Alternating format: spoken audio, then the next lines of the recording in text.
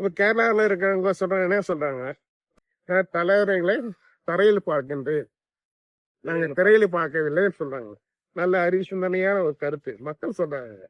தமிழ்நாட்டு முதலமைச்சரா வர்றதுக்கு சார்பற்ற அணி தலைமையில வந்தா என்னல எழும் போது அதான் கருத்து.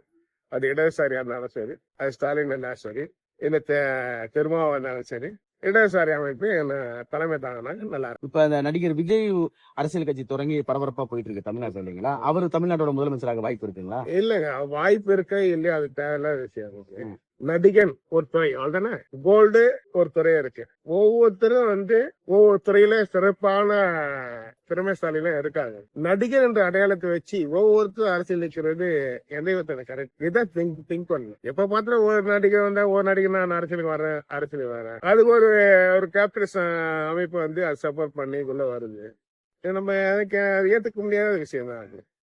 அரசியல் சாஸ்திரம் தெரிஞ்சு அரசியல் மக்களுக்கு தேவையை புரிஞ்சு செயல்படணும் மக்கள்.